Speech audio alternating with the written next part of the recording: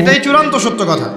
আল্লাহ পাক কলম সৃষ্টি করে প্রত্যেকটা বিষয়কে লিখতে বলেছেন, কলম লিখে ফেলেছে। কালি শুকিয়ে গেছে, কলম উঠিয়ে নেওয়া হয়েছে।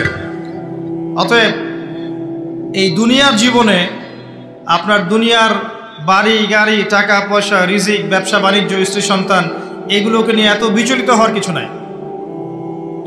আপনার আমার তাকদিরে যা লেখা হয়েছে এর একটা দানা আপনি বেশি খেয়ে পৃথিবী থেকে যাবেন না। আর আপনার আমার রিজিকে যা আছে তার এক চুল রেখে আপনি দুনিয়া থেকে যাবেন না। আপনি ঘুষ খান আর সুদ খান আর দুর্নীতি করেন আর মানুষের সম্পদ আত্মসাৎই করেন না কেন, যতটুকু লেখা আছে আপনার তাকদিরে এর বেশি আপনি কিচ্ছু পাবেন না। আর আপনি হালালে থাকার জন্য যতই কষ্ট করেন, হালালে আছেন, সবজি বিক্রি করে খাচ্ছেন, আপনি ছোটখাটো ব্যবসা করছেন, মানুষ আপনাকে দাম দেয় না, আন্ডারএস্টিমেট করে, গরিব বলে, ফকির মিসকিন বলে, কিন্তু আপনার তাকদিরে যা আছে আপনি সেটাই পাবেন, এর বেশি আপনি কিচ্ছু পাবেন। হুয়াল আউয়ালু ওয়াল আখির, আল্লাহ পাক প্রথম এবং আল্লাহই শেষ। কুল্লু মান আলাইহা ফান ওয়া ইয়াবকা ওয়াজহু রাব্বিকা যুল জালালি ওয়াল ইকরাম। প্রত্যেকটা বিষয় ফানা হয়ে যাবে, কিচ্ছু থাকবে না।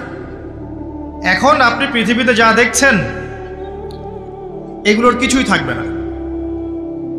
প্রত্যেক মানুষ, প্রত্যেকটা জিন, প্রত্যেক উদ্ভিদ, প্রত্যেক এই প্রাণী, আকাশ, মহাবিশ্ব, গ্রহ নক্ষত্র, চন্দ্র সূর্য, সমুদ্র, পাহাড় পর্বত, বিশ্বনেতা, রাষ্ট্রনেতা, সমাজ নেতা, পরিবারের কর্তা, অর্থনৈতিক নেতা, সবাই মারা যাবে, সবাই শেষ হয়ে যাবে, কিচ্ছু থাকবে না। এই বিষয়টা আগে ভালো করে হজম করতে হবে যে আমরা এখানে থাকতে আসিনি, আমরা এই দুনিয়ায় থাকতে আসিনি, আমরা এখানে এসেছি চলে যেতে। যার মনের মধ্যে এই কনসেপ্ট থাকে সে কখনো আল্লাহ পাকের বিদ্রোহী হতে পারে না, সে কখনো আল্লাহ দ্রোহিতা করতে পারে না, কুফরি করতে পারে না, শিরক করতে পারে না, আল্লাহর অবাধ্য হতে পারে না। যার মনের মধ্যে এই চিন্তা বদ্ধমূল যে আমি এখানে থাকতে আসিনি, আমি এখানে মুসাফিরের মতো এসেছি, গাছের ছায়ায় বিশ্রাম নিচ্ছি, বিশ্রাম নিয়ে শেষ হবে চলে যাব। যারাই আল্লাহ দ্রোহিতায় লিপ্ত হচ্ছে, শিরিক করছে, বেদাত করছে, হারাম খাচ্ছে, ঘুষ খাচ্ছে, সুদ খাচ্ছে, জেনা করছে, আল্লাহ দ্রোহিতা করছে, আল্লাহর বিধানকে অস্বীকার করছে, তারা ইনডাইরেক্টলি ধরে নিয়েছে যে তারা মনে হয় পৃথিবীতে চিরকাল থাকবে। কারণ যদি কিয়ামতের মাঠের কথা তাদের স্মরণ থাকতো তারা কখনোই কাজগুলো করতে পারতো না, পারতো? এবার আসেন, আল্লাহ পাক কলম সৃষ্টি করে তাকদির লিখেছেন, অতএব তাকদির নিয়ে প্রিয় ভাইয়েরা বিচলিত হবেন না। আপনার তাকদিরে যা আছে আপনি পাবেন, যা নাই কোশ্চিনকালেও পাবেন না, ফুল স্টপ। আপনার তাকদিরে যা আছে আপনি পাবেন, না পেয়ে আপনি দুনিয়া থেকে যাবেন না, ফুল স্টপ। আর আপনার তাকদিরে যা নাই সারা দুনিয়ার মানুষ মিলে আপনাকে দিতে পারবে না, এই চিন্তাটা আগে মাথার মধ্যে সেট করেন।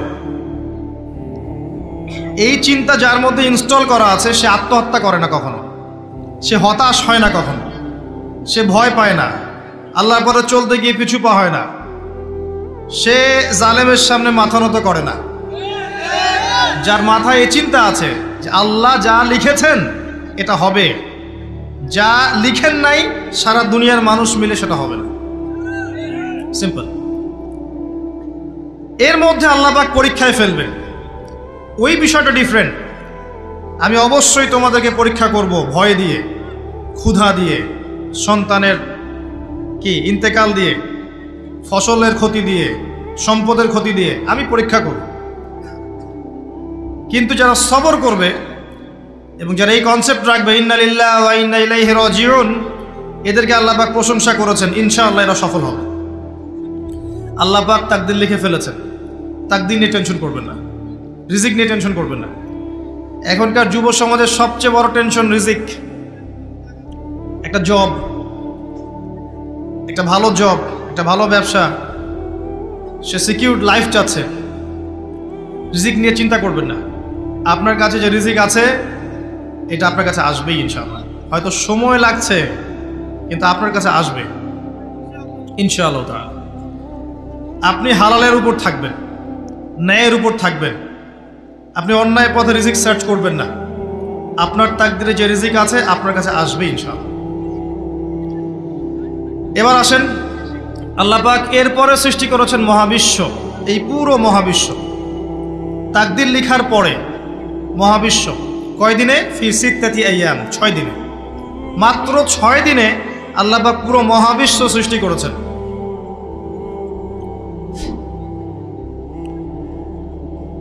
হুয়াল্লাযী খালাকাস সামাওয়াতি ওয়াল আরদা ফি সিত্তাতি আইয়াম সুম্মা ইসতাওয়া আলাল আরশ।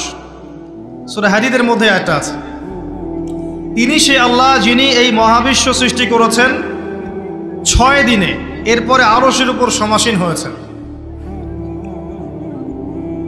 আল্লাহ পাক এর একদিন আমাদের একদিনের মতো নয়, বরং কিয়ামতের মাঠে যেদিন আমরা দাঁড়িয়ে থাকব এই দিনটা হবে আল্লাহর হিসেবে 50,000 বছরের সমান।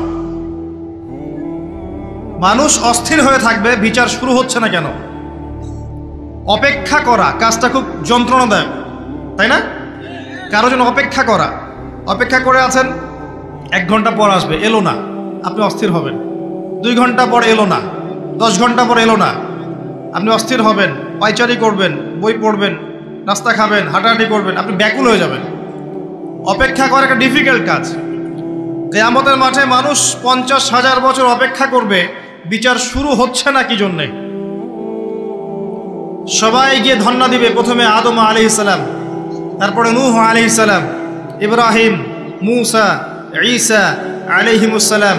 আল্লাহর কাছে একটু সুপারিশ করেন, বিচার যেন শুরু হয় অ্যাটলিস্ট।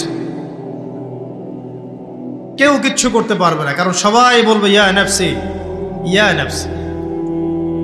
দূর থেকে একজনের আওয়াজ আসবে, যিনি ইয়া নাফসি বলছেন না, যিনি বলছেন ইয়া উম্মতি ইয়া উম্মতি। সবাই তার কাছে যাবে এবং তিনি আমাদের নবী মুহাম্মদুর রাসূলুল্লাহ সাল্লাল্লাহু আলাইহি ওয়াসাল্লাম সিজদায় পড়ে যাবেন এবং তার উম্মার জন্য সুপারিশ করবেন। উম্মার কবিরা গুনাহগার ব্যক্তিদেরকে সুপারিশ করে তিনি জান্নাতে নিয়ে যাবেন ইনশাআল্লাহ। আল্লাহ তাকে ওয়াদা করেছেন, হে নবী, তোমার উম্মতের কোনো ব্যক্তি যদি শিরিক না করে আমার সামনে উপস্থিত হয় আমি তাকে মাফ করে দেব ইনশাআল্লাহ।